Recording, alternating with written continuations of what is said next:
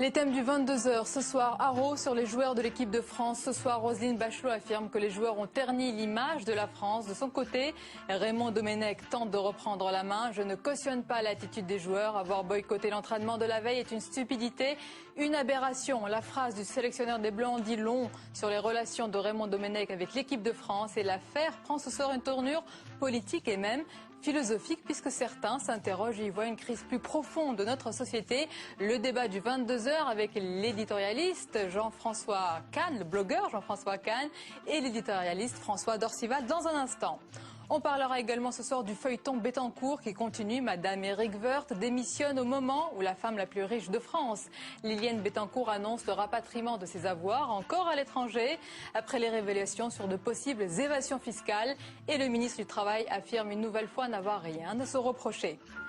Actualité également judiciaire ce soir avec l'ouverture d'un procès sous haute tension. 5 hommes sont jugés pour des tirs contre des policiers de Villiers-le-Bel lors des émeutes consécutives à la mort de 2 adolescents. Notre invité pour en parler, il était à l'époque en 2007 le porte-parole des familles endeuillées, Ali Soumaré. C'est tout à l'heure. Et on va commencer ce journal avec nos 2 invités. Je vous les présente à nouveau. L'éditorialiste, directeur de Valeurs Actuelles, François Dorcival, bonsoir. Bonsoir. Le blogueur Jean-François Kahn, bonsoir, bienvenue. Alors l'actualité, bien sûr, c'est en Afrique du Sud. On ne parle pas de football, mais des Bleus. Ça a tout submergé, envahi. On va en parler dans un instant. Mais d'abord, on va évoquer ensemble ce qu'on appelle désormais l'affaire Bettencourt et ses conséquences politiques. Aujourd'hui, le ministre du Travail, Éric Woerth, a annoncé le départ prochain de son épouse de la société où elle gère une partie de la fortune de Liliane Bettencourt, qui de son côté dit vouloir rapatrier ses possibles avoirs de l'étranger. C'est un peu compliqué. On voit tout cela avec Sandra Cerquera. Une île aux Seychelles, un compte en Suisse, tout cela apparemment non déclaré aux impôts. Des soupçons de fraude pèsent sur Liliane Bettencourt. Des soupçons qui en entraînent d'autres. Les enregistrements clandestins de ces conversations laissent entendre qu'Éric Woerth était au courant.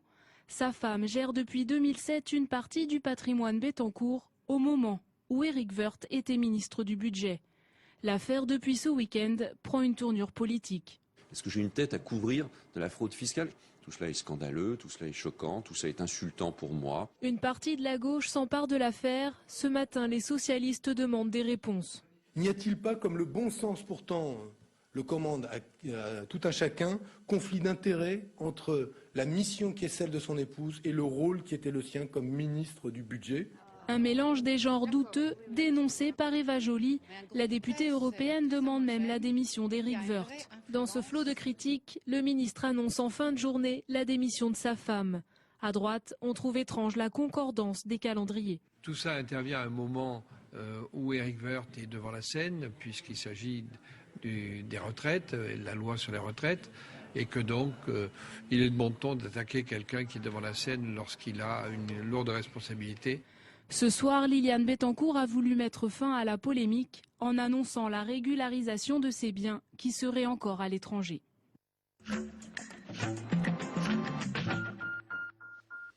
Madame Woerth qui démissionne, Madame Bettencourt qui dit vouloir rapatrier ses possibles avoirs de l'étranger. Jean-François Kahn, est-ce que tout ça est de nature à calmer ce feuilleton à rebondissement ? Oui, enfin, il faut dire que contrairement à ce que sous-entendez un peu ce que j'ai entendu, pour l'instant, à part Montebourg et Eva Joly, l'opposition était extrêmement modérée.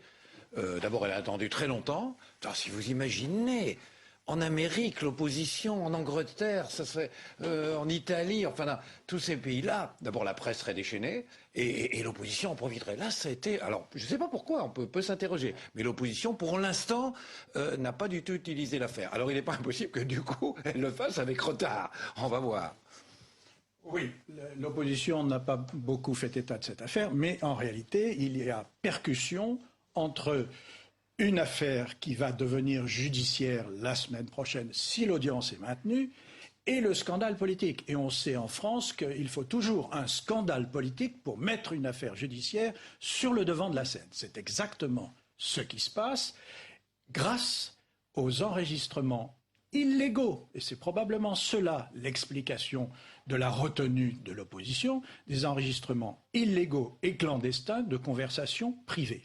Alors ces conversations privées ont en effet mis en cause le ministre, non pas du Travail, mais du Budget, quand il l'était, à travers son épouse, laquelle travaillait en effet dans la holding qui gère la fortune de Mme Bettencourt. Et ce ministre du Budget est aujourd'hui ministre du Travail. Il porte une réforme sensible. À l'UMP, on parle d'une réforme courageuse. Comment il ressort aujourd'hui? Est-ce qu'il est fragilisé, affaibli? Non, d'abord, attendez. Ce qui est absurde, c'est de dire « Ah, comme par hasard, ça intervient au moment où il s'occupe des projets des retraites ». Vous imaginez que le majordome de Mme Bettencourt, qui enregistre alors c'est très mal, ça je suis d'accord, qui enregistre ses conversations depuis 2 ans, il y a 2 ans il s'est dit, oulala, on prépare une... Il ne faut pas être plus naïf que le... Non mais attendez, c'est un pur hasard, tout le monde sait que c'est un pur hasard, il faut arrêter de dire des conneries, pur hasard. Maintenant il y a un problème, il est simple, il est aveuglant. Monsieur Éric Woerth, qui a peut-être d'énormes qualités à part ça, Monsieur Éric Woerth a fait une première imprudence. Il est responsable d'un club qui réunit l'ensemble des gens qui ont donné de l'argent pour la campagne de Monsieur Sarkozy. Voilà, un club, très bien. Et il est ministre du Budget. Et il fait une chose inouïe que la presse avait. Tout ça est légal, il peut être responsable. Oui, il fait une chose inouïe pour le conflit d'intérêts. Il fait une chose inouïe, il réunit donc ces gens très riches, milliardaires, des grands patrons, etc., qui ont aidé Nicolas Sarkozy, fait un cocktail en leur disant « on est très contents, c'est très bien, on sera sans souvenir, etc. » Et il est ministre du Budget. C'est-à-dire que c'est lui qui traque les fraudes fiscales. Mais c'est une imprudence, ce n'est que ça. Et deuxième imprudence, il demande au responsable de la gestion de la fortune de Mme Bettencourt, c'est-à-dire au conseiller financier, il lui demande d'engager sa femme pour gestionnaire de fortune d'une milliardaire. Déjà, le fait qu'elle soit milliardaire, mais en plus d'une milliardaire dont il ne peut pas ignorer qu'elle exporte son argent en Suisse pour pouvoir le camoufler du fisc. Mais attends, c'est inouï. Sur ce point, parce que c'est ça qui est intéressant, c'est que naturellement, le ministre du Budget qu'il est sait parfaitement que Mme Bettencourt est sa première contribuable. Sa première contribuable. Alors, moi, ce que je ne pense pas du tout, c'est qu'il ait été au-delà. Il sait très bien ce qu'est la réalité de la fortune de Mme Bettencourt, puisque celle-ci paye ses impôts chaque année à travers une négociation, naturellement, avec le budget, étant donné la fortune qui est la sienne. Donc, aller au-delà dans le procès d'intention, moi, ça me paraît extravagant. Non, mais attendez, vous ne le feriez pas. Non, mais... il ne peut pas faire engager sa femme comme gestionnaire de fortune, vous venez de le dire, de justement la première contribuable de France avec lequel elle négocie. Vous venez vraiment de tout dire, là. Vous avez raison, c'est pas possible. Donc, c'est pas possible. Alors, ce qui est vrai dans cette affaire, c'est que la femme de César ne doit pas être soupçonnée. Ça, c'est évident. Et c'est la raison pour laquelle, à partir du moment où cette affaire devient publique, sa femme démissionne. Alors, vous êtes d'accord sur ce point. On va passer à une autre affaire. À présent, celle-ci est à la une de tous vos journaux et des journaux étrangers. Après le refus de l'équipe de France de s'entraîner hier, en réaction à l'éviction de Nicolas Anelka, eh bien, la presse étrangère ne manque évidemment pas de souligner l'escalade des déboires des Bleus. L'Irish Times, qui a encore en travers de la gorge la main de Thierry Henry, titre que la France est la risée du monde. The Wall Street Journal évoque l'immolation des Bleus. Il Mundo parle d'une affaire d'État. La presse italienne évoque un psychodrame entre asile psychiatrique et télé-réalité. Et pendant ce temps, alors que les Bleus ont repris l'entraînement, comme si de rien n'était, bien Raymond Domenech s'est exprimé. On l'écoute. Non, la réputation de l'équipe de France est en jeu sur le prochain match.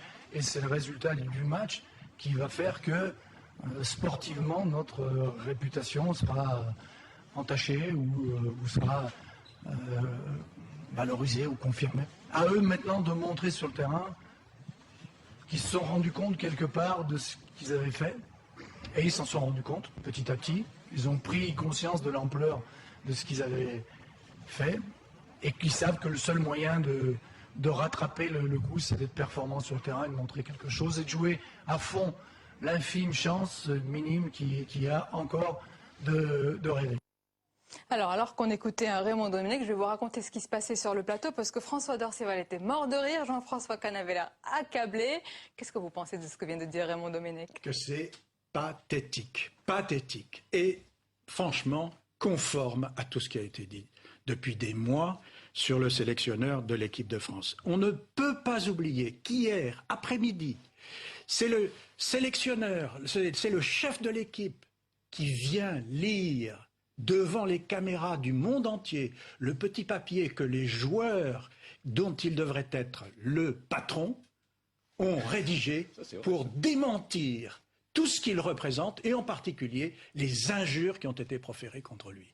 Donc c'est une espèce de capitulation, d'humiliation publique qu'il a subie, et aujourd'hui il vous dit, mais les gars, il ne s'est rien passé du tout. D'ailleurs, porte-parole des grévistes, aujourd'hui il est porte-parole des directeurs. Des patrons, voilà. Des patrons. Et donc demain, tout va bien les gars, on va jouer, vous allez voir, ils vont ils vont se mobiliser, comme dit Madame Bachelot, etc. Tout ça est effectivement absolument désespérant.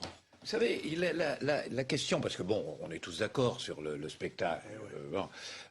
Encore qu'on peut, est-ce qu'il faut accabler à ce point non, on va attendre demain. Mais je me souviens du temps de l'Union soviétique, on disait que la façon de jouer des soviétiques au football était à l'image de la société, dans ce qu'elle avait de bien, ce qu'elle avait de très mal. Espèce de truc carré, un peu brutal, sans imagination, etc. Et la question c'est, est-ce que justement c'est du football, donc dans une bulle, ou est-ce que ça traduit quelque chose de plus profond de la société dans ces équipes? C'est ça la question. Regardez ce que dit François Bayrou sur ce que vous dites. Il dit, le naufrage de l'équipe de France nous dit quelque chose des faiblesses de la France, d'un modèle de société fondé sur l'argent, plus fort que tout, adulé, institué en valeur. Alors, naturellement, il faut se méfier parce que de ne pas pousser trop la polémique. Mais c'est vrai qu'il y a quelque chose, le narcissisme, l'égotisme, l'égoïsme, les querelles, les jalousies entre eux, l'incapable d'avoir un jeu d'équipe, de faire bouger la balle, le jeu de Ribéry qui consiste à jouer, à se dribbler tout seul lui-même, etc. C'est vrai que ça rappelle, qu'on le veuille ou pas, ça rappelle quelque chose qui se passe d'une certaine manière en France. Alors, faut pas exagérer ça, mais quand même, ça rappelle quelque chose qui se passe en France aujourd'hui. Plus l'argent, mais là, pour l'argent, il y a pas que nous, le bling-bling, l'argent, mais on n'est pas les seuls. Mais c'est vrai qu'il y a une espèce de... Voilà. Vous dites qu'il ne faut pas exagérer, mais la plupart des leaders de l'opposition ont saisi cette occasion pour dire que le naufrage des Bleus, c'est le reflet d'une société qui va de plus en plus mal. Non, mais pas que l'opposition, mais surtout eux font cette comparaison. Les Bleus en question, quand ils étaient en finale du Mondial 2006, quand ils étaient gagnants de l'Euro 2000, quand ils ont gagné la Coupe du Monde 98, ils ne disaient pas que c'était le reflet de la société française. Si, ce que je crois. C'était moins malade, moins divisé, moins cassé, moins fracturé. C'était mieux avant parce qu'on avait 12 ans moins, Jean-François. Voilà. Si. Alors, non, pour en revenir au fond des choses, je crois qu'une nation, surtout avec un sport aussi populaire que le football, elle a besoin de s'identifier. Et là, depuis la fameuse tricherie de Thierry Henry, eh bien, les Français ne se retrouvent plus dans cette équipe. Ils ont l'impression d'avoir été trahis par eux. Parce que ce n'est pas vrai de nous dire qu'en quelques années, la France s'est déglinguée comme cette équipe s'est déglinguée. Il faut dire que l'inverse est vrai aussi. Il y a quelque chose qui a beaucoup choqué les gens, c'est que toutes les équipes chantent leur hymne national. On le voit à leur bouche, et que c'est la seule équipe où la majorité des joueurs ne chantent pas leur hymne national. Donc, la France ne les aime pas, mais eux-mêmes, je ne suis pas sûr qu'ils aiment la France. Ce soir, Jean-François Kahn et François Dorcival, Roselyne Bachelot est intervenue, c'est la ministre des Sports. Elle est intervenue. Elle a rencontré Raymond Domenech et elle a donc dit que, je vous l'ai dit tout à l'heure dans les titres, que l'équipe de France donc ternit l'image de la France. On va regarder la question qu'on a posée. On va regarder, Jean-François, c'est difficile de faire un journal avec vous. On va regarder la question qu'on a posée à nos internautes. Regardez, c'est avec notre partenaire lefigaro.fr. Elle s'affiche tout de suite sur votre écran. Elle arrive. La voici. Crise chez les Bleus, faut-il une intervention de l'État ? Oui, à 31%. Certains espèrent que ça peut résoudre le problème. Non, à 67%. Alors on va continuer à parler évidemment du football, restez avec nous. Dans un instant, on va parler des retombées en matière de sponsoring. Il y en a eu beaucoup, mais d'abord, et comme tous les soirs, c'est la minute politiquement foot du 22h.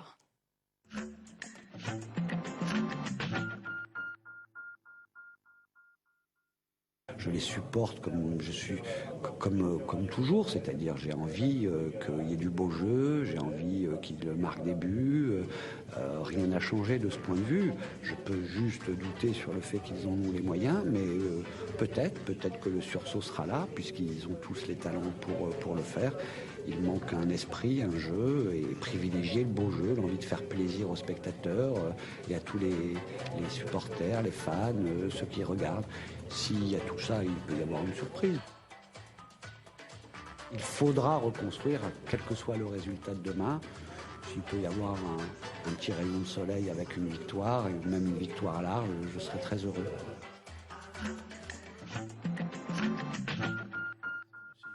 Le Crédit Agricole a arrêté sa campagne publicitaire télévisée mettant en scène les Bleus. L'un des parrains des Bleus, GDF Suez, pourrait bien dénoncer certaines clauses du contrat le liant à la Fédération française.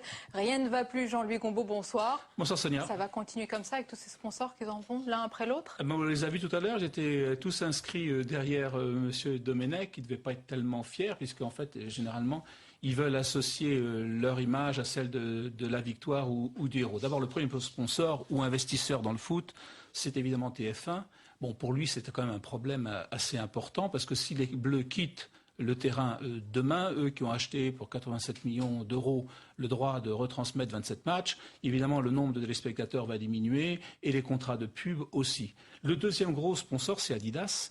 Adidas, lui, il a acheté plutôt le droit de vendre des maillots à l'effigie de l'équipe de France. Il va encore vendre moins de maillots. Puis il y a toute cette série de sponsors, le Crédit Agricole, GDF Suez, SFR. Qu'est-ce qu'ils viennent chercher ces gens? Ils viennent chercher une image valorisante. Et évidemment, l'équipe de France n'est pas très valorisante. Ou même un sponsor qui va chercher un champion comme Anelka, Quick, lui aussi, qui a dit « je me mets en retrait ». Le problème pour ces gens, c'est qu'évidemment, ils investissent dans le sport.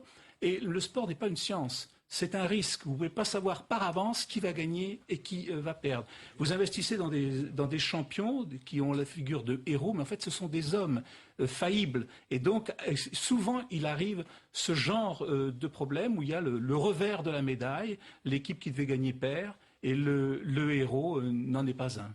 Et à combien on peut estimer ce marché là, du sponsoring? Alors justement, on pourrait croire qu'avec la série de déboires qu'on connaît ces derniers temps, ça serait en diminution, mais pas du tout. Rappelez-vous Tiger Woods, tout le monde a laissé tomber en race campagne. Tiger Woods, qui à lui tout seul d'ailleurs, a des contrats de sponsoring qui sont 2 à 3 fois plus élevés que l'ensemble de l'équipe de France. Tiger Woods, Richard Gasquet, puis maintenant Anelka. Ce qui se passe généralement, c'est que les sponsors se retirent, se mettent en stand-by, si on peut dire, mais ils reviennent à la charge. Si vous regardez les contrats de sponsoring sur les dernières années, sur les 8 dernières années, les contrats de sponsoring ont été multipliés par 2. L'économie du sponsoring du sport ne connaît pas la crise. Tant qu'il y aura l'engouement populaire, et il reviendra, regardez le Tour de France, qui était noyé dans des scandales absolument épouvantables de dopage, les sponsors reviennent. Donc c'est un moment difficile à passer, ils font le dos rond, et puis il y a un tel engouement populaire qu'ils reviennent et ils remettent la main à la poche. Donc on ne s'inquiète pas pour eux. Merci Jean-Louis, merci beaucoup messieurs. Un dernier mot,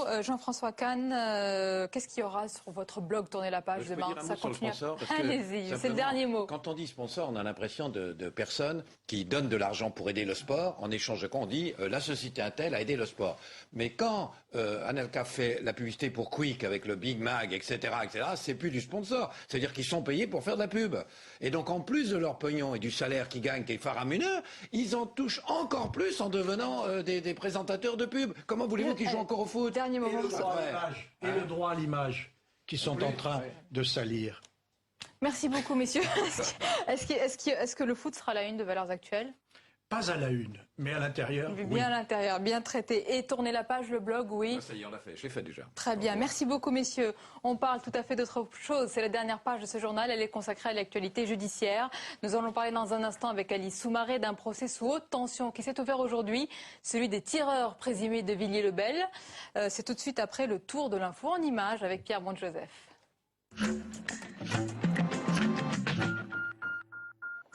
Dès le mois de septembre, vous pourrez choisir d'assurer vos crédits immobiliers où bon vous semble. Ce soir, le Sénat a adopté le texte de Christine Lagarde qui réforme l'utilisation des crédits à la consommation. Une réforme qui encadre les excès en la matière. Ainsi, les pratiques abusives en matière de publicité seront limitées. Autre disposition, les délais de rétractation après obtention d'un crédit passeront de 7 à 14 jours. Ce soir, la ministre de l'économie se félicite de cette adoption. Les associations de consommateurs regrettent que l'accès au crédit renouvelable soit toujours accessible sur les lieux de vente. Ce soir, 4 personnes sont toujours portées disparues dans le Var. Nicolas Sarkozy s'est rendu aujourd'hui dans le département où 25 personnes ont péri après les pluies diluviennes de la semaine dernière. Le chef de l'État a assisté à une cérémonie en souvenir des disparus et a réaffirmé sa fermeté sur les constructions en zone inondable. Quand il y a une catastrophe, on demande des comptes et il est trop tard pour les victimes. Donc c'est très clair, la politique que nous avons adoptée ne souffrira pas d'exception. Dans les zones à risque, il n'y aura pas de nouvelles constructions. Un arrêté de catastrophe naturelle dans les 9 cantons varois sinistrés devrait être publié dès demain.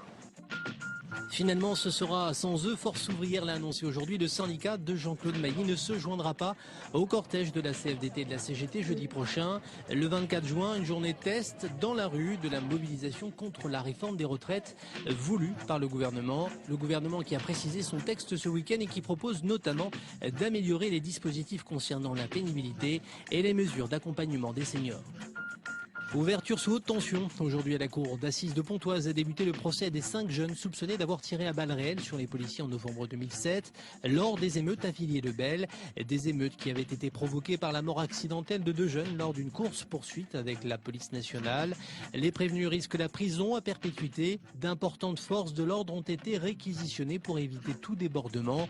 L'accusation qui s'appuie notamment sur des témoignages anonymes et rémunérés comme le prévoit la loi depuis la réforme Perbel.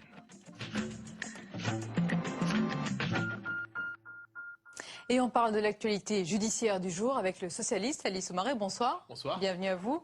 Alors à l'époque, vous étiez, je le rappelle, un porte-parole des familles endeuillées par la mort de 2 adolescents. C'était lors des émeutes de Villiers-le-Bel en 2007. Aujourd'hui, on l'a vu, sont jugés 5 hommes pour des tirs présumés contre des policiers. Ils encourent la réclusion à perpétuité. Alice Soumaré, vous étiez au procès aujourd'hui. Comment s'est passée déjà la première journée?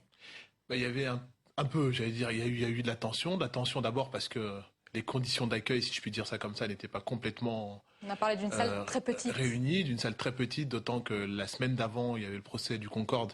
Donc il y avait une salle beaucoup plus grande qui aurait pu garder le même aménagement. Bon, ça s'est pas fait. Et donc du coup, il y a eu l'installation des parties civiles, donc d'environ 100 policiers. Ensuite, s'est installé une série de journalistes. Et ensuite, il y a un monsieur qui est venu dire aux familles qu'il restait 15 places pour les familles. Vous comprenez bien que on entend bien qu'il y a un jugement normal, mais en même temps, c'est un peu compliqué pour des familles qui viennent suivre des membres de leur famille, se voir la possibilité de ne pas pouvoir rentrer pour pouvoir suivre le procès. Alors, juste une question, on va parler évidemment de ce procès. À l'époque, je disais, vous étiez le porte-parole. Vous assistez en tant que quoi aujourd'hui? Est-ce que vous soutenez... Est-ce que vous soutenez les personnes qui sont citoyen de jugées? Villiers-le-Bel, effectivement, en tant que témoin de moralité, surtout, il y a au moins une des personnes qui a été un médiateur reconnu par tout le monde en journée. Donc, je viens dire ce qu'il a fait de positif. Après, la justice opère son travail et donc fera son travail. Mais il est important de pouvoir aussi dire ce qu'ils ont pu faire pendant cette période-là. En tout cas, du moins, une personne qui est concernée par le procès. Alors, les avocats de ces hommes qui sont jugés aujourd'hui, qui sont toujours présumés innocents, bien sûr, parlent d'une enquête qui est un petit peu bafouée, en tout cas, qui repose que sur des témoignages anonymes. Oui. Des témoignages anonymes, alors on en a beaucoup parlé, mais il convient d'en reparler. Témoignages anonymes avec récompense à la clé. Je dis récompense à la clé parce que c'est important de le dire, parce que ça a pu jouer un rôle déterminant dans cette affaire-là. Et d'après ce que j'ai pu voir, moi, du dossier, de ce que j'ai pu entendre, notamment ce matin, c'est l'homme qui a vu l'homme qui a vu l'homme. Oui.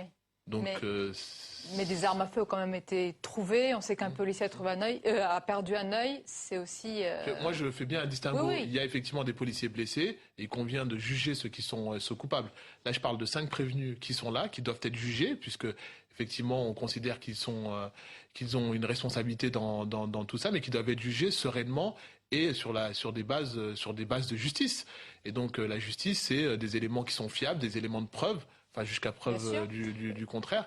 Et ce qui est important, c'est qu'on puisse à un moment donné juger ces personnes-là et qu'il n'y ait pas ce sentiment, parce que qu'on le dise, il y a ce sentiment d'injustice dans ces territoires-là et qu'on n'ait pas un procès qui soit pas le procès des présumés tireurs, mais le procès de la banlieue et dans lequel finalement on veuille absolument juger. Je suis pas en train de dire que c'est le cas pour ce procès-là. Je suis en train de dire qu'il faut surtout, dans des conditions particulières, dans ces territoires où il y a une défiance vis-à-vis du monde judiciaire, qu'on soit bien vigilant et qu'on juge les personnes concernées et qu'on ne fasse pas le procès de la banlieue. Puisque justement vous parlez de conditions particulières, on sait qu'il y a des témoins qui se sont désistés, qui se sont rétractés. Est-ce que c'est toujours la même loi un petit peu du silence où on dit que c'est difficile de parler parfois dans ces quartiers-là? Moi, sincèrement, sans aucune posture, j'en ai pas entendu parler. Enfin, quand j'en ai entendu parler, mais je comprends pas ce débat-là sur les personnes qui sont rétractées. Et je compte justement sur ce procès-là pour qu'effectivement on nous éclaire là-dessus, qu'on nous explique. Parce qu'apparemment, on nous dit qu'il y a des gens qui ont été intimidés. Si c'est le cas, il faut pouvoir juger et condamner ces actes-là. Mais pour l'instant, il faut qu'on nous le démontre et qu'on ne soit pas uniquement dans le discours verbal. Et vous reviendrez pour assister à d'autres audiences, Alice Soumaré ? Oui, d'ailleurs, je serai auditionné vendredi moi-même, et donc je vais suivre le procès parce que je suis un citoyen de Vielle-Belle, parce que j'ai été reconnu comme étant médiateur pendant cette période-là. Donc il aurait été lâche de ma part, malgré mes fonctions politiques, de ne pas être présent à ce procès. Voilà, pour ce procès qui durera 2 semaines, 15 jours. Peut-être même plus on parle déjà de prolongation. Alors on va parler de l'autre actualité du jour, celle qui occupe vraiment tous les journaux, qui est à la une de tous les médias, c'est le football. On a entendu aujourd'hui le philosophe Alain Finkielkraut, qui est fan de football. Évidemment, comme beaucoup aujourd'hui, il tape sur cette équipe. Mais il a dit ceci de plus particulier, il a parlé d'une bande de voyous qui ne connaît que la morale de la mafia. Il a parlé un petit peu d'une génération Caïra. Qu'est-ce que ça vous inspire, ces mots ? Sincèrement, vraiment, moi j'ai effectivement découvert ces propos-là. En tout cas, j'ai vu toute la journée, j'ai pu regarder un peu ce qui se passait. Quand je vois sur BFM, pour pas citer, Éric Besson être interviewé, ministre de l'Identité nationale, comme si maintenant on devait ethniciser le problème.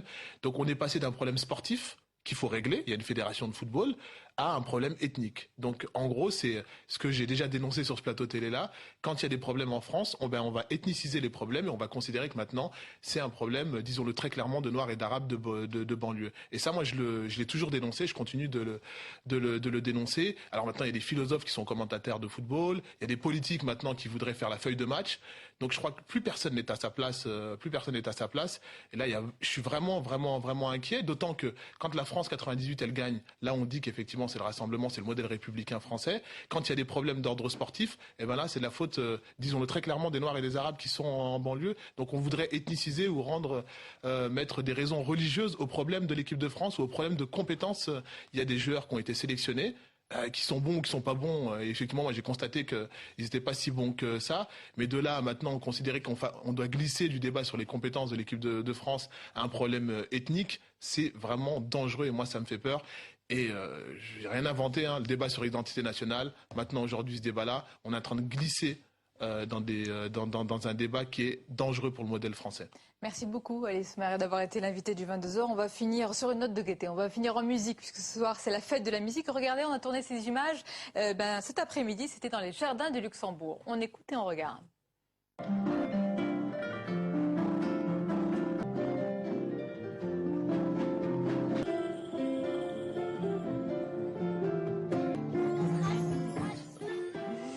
Allez, voilà, on finit en musique. Merci beaucoup. Belle soirée à vous. Tout de suite, votre documentaire. Je vous l'ai dit tout à l'heure, direction l'Afrique du Sud. Regardez, on va pas parler football, mais d'une ville, Orania, où vous allez le voir, la communauté blanche sud-africaine refuse encore la fin de l'apartheid. Belle soirée.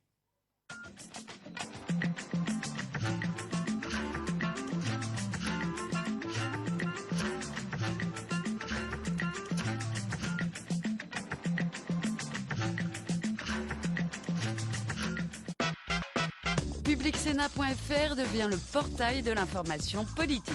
Dès à présent, vous pouvez suivre l'actualité politique et parlementaire en temps réel. Conversez, réagissez et participez à tous les contenus du site. Et toujours la chaîne Public Sénat en direct, 24 heures sur 24, comme l'ensemble de vos émissions en VOD, en accès gratuit et illimité.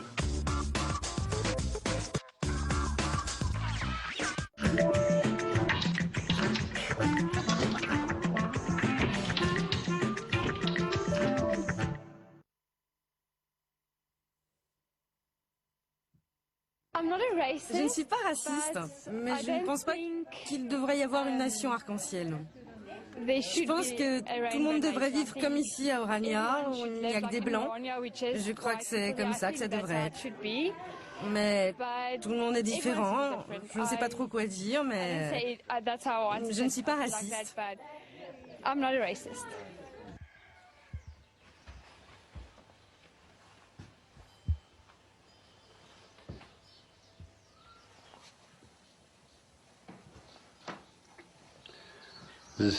C'est l'alliance de ma femme.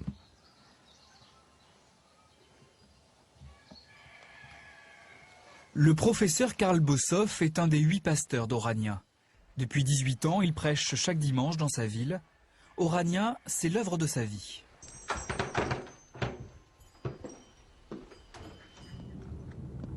L'office religieux est un moment important. C'est l'un des rares où tout le monde se retrouve. L'occasion de confirmer qu'ici, on partage l'essentiel. La même religion, protestante, la même langue, l'afrikaans, la même couleur de peau, blanche. Car à Orania, en plein cœur de l'Afrique du Sud, il faut être afrikaneur pour vivre.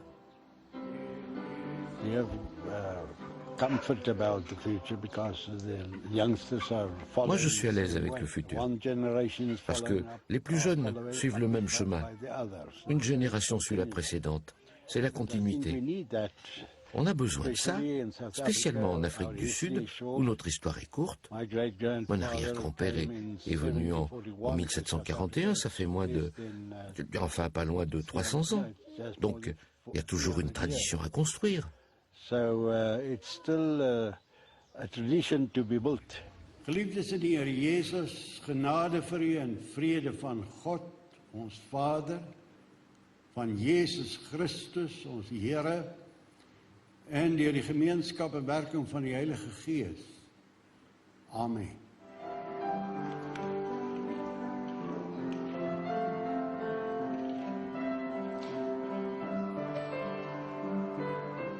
Orania est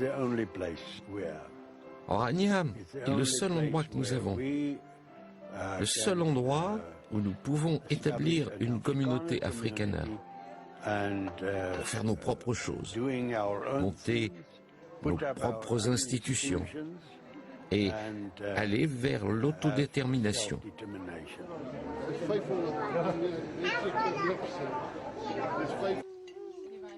Le dimanche après l'office, on trouve 3 générations autour de la grande table des Bossoff. Karl, le professeur qui enseignait la théologie à Pretoria. Karl, son fils, le philosophe reconverti dans la politique. Et Karl, le petit dernier, qui fait partie de la première génération d'Oraniens. Première génération, car la ville est presque neuve. Le professeur l'a fondée en 1991.